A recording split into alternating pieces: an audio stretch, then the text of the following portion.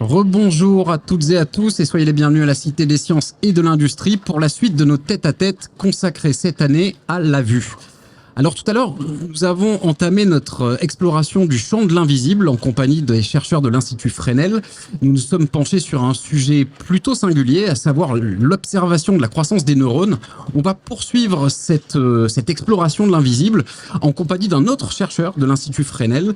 J'ai la chance effectivement d'accueillir Clément Grand. Clément, bonjour. Bonjour à tous, bonjour Olivier. Alors Clément, vous, c'est pas vraiment les neurones qui vous intéressent, c'est davantage les microplastiques. C'est ça. Alors avant d'entrer dans le vif du sujet, je crois que ça a été un moyen pour vous de poursuivre quelque part ce que vous avez entamé dans votre vie professionnelle, puisque à l'origine, vous étiez dans le domaine de l'écologie, c'est bien ça? C'est totalement ça, Olivier. Donc moi, je n'avais aucune base en physique, optique, etc. Tout ce que je vais vous présenter ici, je l'ai appris sur ces dernières années, donc je suis focalisé là-dessus. Mais avant, j'étais dans un tout autre domaine qui était tout ce qui était conservation, réintroduction d'espèces menacées. Et là, j'ai voulu expertiser ce domaine pendant 3-4 ans. Mais je pense quand même que je vais faire un retour dans mon domaine de prédilection. Cela n'empêche que c'est pas moins intéressant. Ah bah ça, j'en doute pas une seconde. Alors, les microplastiques, on les connaît, on en a déjà beaucoup entendu parler dans l'actualité. Plus précisément, on croit les connaître. Je pense qu'il serait peut-être intéressant de nous rafraîchir un petit peu la mémoire et de préciser les choses. C'est quoi les microplastiques au fond?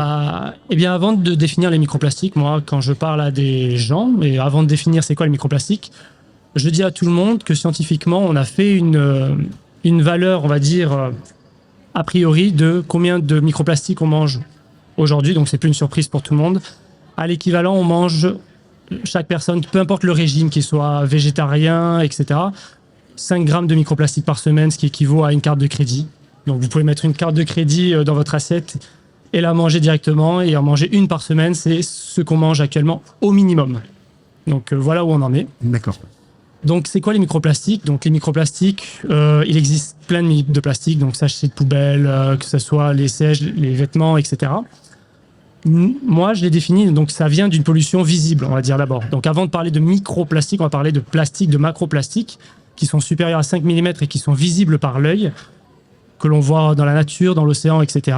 Et ces plastiques, ils vont polluer pendant un certain temps et vont subir des changements, de plusieurs changements. Donc j'appelle d'abord en rouge biotiques, c'est-à-dire des changements naturels via des micro-organismes qui vont ronger ces plastiques parce qu'il y a des additifs qui les intéressent pour les transformer en microplastiques. Abiotiques, donc c'est d'autres interventions naturelles telles que le soleil ou l'eau de mer pour les ronger naturellement et pour les rendre invisibles également, ou anthropogéniques, c'est-à-dire par l'intervention de l'homme et notamment via les dépôts de pneus de voiture ou nos vêtements via les machines à laver. Et ça représente les 3 plus gros dépôts de microplastiques. Et on va donc passer d'une pollution visible, macroplastique, à une pollution invisible qui se situe entre 5 et 1 micromètre, qui est plus petit qu'un cheveu, que l'épaisseur d'un cheveu. Donc voilà ce que c'est la pollution de microplastique. Et nous, on s'y intéresse. Pourquoi? Parce que, bien sûr, il faut s'activer, il faut faire des choses. Ça, c'est les grandes questions écologiques. Mais avant ça, il faut aussi savoir évaluer. Donc moi, mon travail, c'est pas d'intervenir directement sur le terrain et de ramasser ces microplastiques. Moi, c'est de rapporter des chiffres selon là où on évalue la pollution, d'apporter des résultats représentatifs et concrets à des gens qui seront dans l'expertise de pouvoir intervenir dans le milieu dans lequel on veut et on a la motivation d'intervenir. Alors vous, votre objectif, si je comprends bien, c'est déjà d'apprendre à les détecter et de les identifier dans un second temps. C'est ça le Graal pour vous? Alors mon objectif personnel est tout autre. Mon objectif professionnel, c'est ça. Je sais où est ma place, c'est moi je suis en amont, je donne les chiffres. Et ensuite, tu donnes un laboratoire d'études comme Ifremer avec qui on travaille, qui est un laboratoire d'études de recherche marine, pour l'écologie marine, etc., pour intervenir ensuite dans tout ce qui est filtre, nettoyage de microplastiques ou de zones protégées, etc. Alors comment on s'y prend justement pour les identifier? Alors, dans notre vie à tous, il y a énormément de plastique, donc j'en parlais, les vêtements, les plastiques sachets, etc. Maintenant, toute cette diversité, elle est moindre. On va dire que ces plastiques sont fabriqués à partir de certaines molécules. On va appeler ça des polymères. Quand je dis des molécules de polymères, c'est l'origine même du plastique. L'origine même du plastique se compte sur les doigts de la main, c'est-à-dire que le PET, le PVC, le PC, etc. Là, tout ce que vous voyez, c'est les molécules qui sont à l'origine du plastique. On a juste à mettre des additifs, etc. Et on pourra construire les objets qu'on voit au quotidien autour de nous. Donc ça, déjà, ça nous permet de dire, voilà, les plastiques, on sait, il n'y en a pas beaucoup. Maintenant, maintenant qu'on sait ce que c'est, on peut essayer de les chercher. Donc, comment on les cherche? Ça, c'est une toute autre histoire, parce que là, on va passer dans la partie optique. Et du coup, moi, je ne viens pas de partie physique, donc pour mieux parler à tout le monde de ce que je fais, je parle d'une situation qui est commune à tous, qu'on fait au moins une fois par semaine, voire plusieurs fois par jour, par semaine. C'est les courses, le supermarché. Donc moi, j'ai une question à poser, c'est comment vous faites pour discriminer un produit parmi des milliers d'autres dans un supermarché? Donc les premières réponses, je me dirais l'emballage, le sachet, le prix, etc. Mais à la machine, quand vous passez en caisse, on a ce qu'on appelle une invention qui nous rassemble tous les critères de ce produit parmi tous les autres qu'on peut discriminer, c'est le code barre.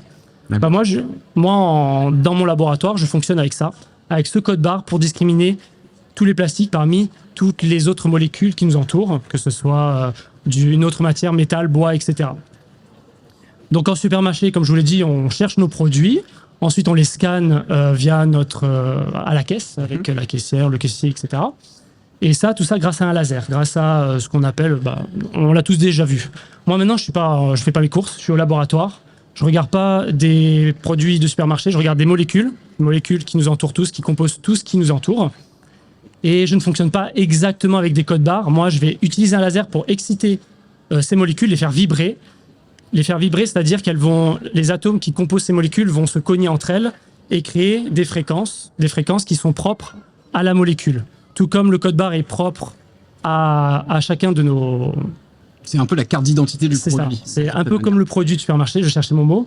Et bien là, c'est pas des codes barres qui sont sur nos molécules, c'est plutôt, on va appeler ça des spectres, donc des pics. En fait, c'est ce qu'on va traduire, ces vibrations, on va les traduire via, non pas un laser, mais un ordinateur, par des spectres qui sont propres à la molécule. Et c'est grâce à ces spectres, ces codes barres, si on préfère, que l'on reconnaît ces molécules. Et quand tu me mettrais un échantillon dans mon microscope, je pourrais te dire, via les fréquences que je vais récolter, qu'est-ce qu'il y a, en quelle quantité. Et voilà. Alors, ce qu'on voit sur l'écran, apparaissait un effet, l'effet Raman. Oui, pardon. Vous pourriez nous expliquer ce que c'est l'effet Raman? J'imagine que c'est relié aux explications que vous venez de nous donner. Donc, mais peut-être un petit peu plus précisément. Ouais, parce que j'ai zappé, j'ai oublié d'en parler. En fait, cet effet Raman, c'est le passage du produit au code barre. Moi, c'est le passage des vibrations au spectre. Le spectre, en fait, ce spectre qu'émet la molécule, c'est ce qu'on appelle l'effet Raman. Et cet effet Raman, il est propre à chaque molécule. La molécule d'eau aura son propre spectre, peu importe cette fréquence très particulière, qui pourra la différencier parmi toutes les autres molécules. Et peu importe la molécule, même si vous me trouvez une molécule composée exactement de la même façon que la molécule d'eau, elle sera forcément configurée spatialement différemment et donc va vibrer différemment. C'est ce qu'expliquait Sam tout à l'heure. Et donc c'est grâce à ça, grâce à cet effet Raman, qu'on peut identifier chaque molécule. D'accord. Donc, si je peux me permettre de continuer, je vais vous présenter un exemple applicatif. Donc, ici, j'ai mis 2 billes de microplastique. Donc, moi, je vous ai mis des couleurs, P1 et P2, mais sans tricher, on pourrait pas... Et bien sûr, P1 et P2 avec des tailles différentes, mais sans les tailles et sans les couleurs, on peut pas reconnaître qui est quoi. Moi, j'ai mis un peu d'assistance, on va dire, pour qu'on puisse repérer le polystyrène et le PMMA dans mon échantillon. Donc, cet échantillon, c'est une lamelle, je la mets dans mon microscope. Je mets mon laser pour faire vibrer les molécules qui sont présentes dans cet échantillon et je fais émettre cet effet Raman. Ce que je veux, c'est ces codes barres. Ces codes barres que je veux pour pouvoir identifier ce que j'ai. Du bois, du plastique, du fer, qu'est-ce que j'ai dans cet échantillon. Cet effet Raman, c'est des fréquences. C'est comme la lumière blanche. La lumière blanche, c'est les composés de toutes les lumières. Le soleil, quand tu mets un prisme, ou plus communément, si tu fais tomber la pluie en même temps que le soleil, tu vois un arc-en-ciel. C'est ce que fait ce prisme, il va diviser les différents effets Raman, donc en plusieurs particules, en plusieurs différentes composantes de la lumière, pour que je puisse, moi, mettre un filtre, une passoire, peu importe, pour pouvoir sélectionner, si je veux, la lumière rouge, la lumière jaune, la verte, la bleue, la violette. Pourquoi? Parce que, comme je vous l'ai dit, moi, je fonctionne avec des codes barres. C'est-à-dire que je connais les spectres du polystyrène, du PMMA, et donc pour pouvoir les filtrer, en mon filtre dynamique, il va ressembler à ça. Et ça, quand je l'étends, ça va sélectionner les fréquences de chacune de mes particules présentes dans mon échantillon. Et qu'est-ce qu'on voit là quand je vous l'étends, là, ce masque-là? On voit un code barre. Et c'est vraiment ce code barre qui va me permettre de dire, voilà, je sélectionne, je sais que j'ai du polystyrène, je mets mon code barre, ça sélectionne juste l'information spectrale du polystyrène dans mon échantillon et je pourrais quantifier s'il y a ou pas du polystyrène, en quelle quantité, et pouvoir ensuite interpréter ces résultats en fonction de d'où vient cet échantillon. S'il vient de la mer, bah, je te dirais, voilà, cette zone-là, bah, il y a tant de polystyrène par rapport au prélèvement que j'ai fait. Donc voilà, c'est ce qu'on fait, on récolte dans l'ordinateur, et tout ça, en fait, visuellement, donc je le fais pour toutes les espèces de microplastiques possibles, ça va me donner ces codes barres. Ces codes barres, ensuite, je vais récolter les images, et ici, sur ces billes-là, on va voir que mon code barre pour le P1, donc le polystyrène, va sélectionner uniquement visuellement les billes de polystyrène, et ici, les billes de PMMA, ce qui va me permettre ensuite de faire des images pas très qualitatives, on s'en fout. Nous, ce qu'on veut, c'est des informations, c'est-à-dire est-ce qu'il y en a ou pas, et en quelle quantité. Et donc, alors, voilà pour l'explication. Alors, la question qui se pose maintenant, il y a une légère anticipation, je pense, dans les slides. Non, la question qui se pose, c'est très bien, on peut identifier ces microplastiques, on en est capable. Question qui est toute simple, au fond, à quoi tout ça peut bien nous servir à l'arrivée? Alors, ces questions, et si vous en avez d'autres, vous pouvez nous interrompre pendant la conversation, il n'y a aucun problème, j'y répondrai avec plaisir. Donc, à quoi ça sert? Donc, par exemple, dans un milieu, tu vas m'amener un échantillon de la mer, comme je disais, peu importe. La première raison, c'est est-ce qu'il y a présence ou absence de microplastique? Je te mets au défi de me donner un échantillon provenant d'un environnement où il n'y a pas de microplastique. Ce serait plutôt osé et j'en serais très surpris. Mais il y en a. C'est pas très rassurant. C'est pas très rassurant, malheureusement. Parce que je m'amuse à faire la comparaison avec le 7e continent qui existe aujourd'hui, qui est énorme et massif et qui fait peur à tout le monde. Alors, il faut se rappeler ce que c'est le 7e continent. C'est ce fameux continent de plastique qui est situé au pôle, je crois, au pas loin des pôles, non? C'est bien ça. Exactement, qui converge plein de courants d'eau et qui fait converger toutes les pollutions macroplastiques et autres, peu importe. Et je m'amuse à dire que ce qui est pire, c'est pas ce qu'on voit, c'est ce qu'on voit pas. Donc on a l'information de ce qu'on voit, et après l'information de ce qu'on ne voit pas, la fameuse image de l'iceberg en fait. Donc c'est exactement ça. Donc c'est pour ça que les milieux seront forcément plus ou moins pollués par les microplastiques. Ensuite, savoir quel type de microplastique. Est-ce que par exemple c'est du PMMA, est-ce que c'est du PET, etc. pour savoir l'origine du microplastique. Nous on sait aujourd'hui que la principale cause des pollutions microplastiques venant de l'homme, c'est les pneus de voiture qui déposent sur les routes et ensuite par pluie se déposent dans la mer. Et c'est pour ça, par exemple, nous on vient de Marseille. Quand il pleut, on vous déconseille d'aller vous baigner les 2-3 jours qui suivent la pluie. Parce que la mer n'est pas aussi claire qu'elle est d'habitude. Conseil pratique, conseil utile, rappelez-vous-en pour votre prochain été. Ça peut être intéressant. C'est ça. Et la deuxième pollution, c'est nos vêtements. C'est-à-dire qu'il n'existe pas encore aujourd'hui de filtre dans nos machines à laver pour empêcher cette pollution, ce rejet d'eau de nos machines à laver, de rejeter cette eau sans les microparticules que font nos vêtements. Il pourrait exister des filtres, mais il faudrait le changer presque une fois par jour. Enfin, une fois toutes les machines lancées, quoi. Ah, d'accord. Ouais, parce que ça en fait beaucoup. Je te mets au défi de mettre un filtre et de regarder ce que ça filtre ensuite. C'est impressionnant. Décidément, tout ça est très réjouissant. Merci beaucoup, Clément. Désolé. Non, mais on le connaît. Après, vous inquiétez pas là-dessus. On vit avec sans le savoir et on va très bien. Il y aura d'autres infos après, ça sera... Oui.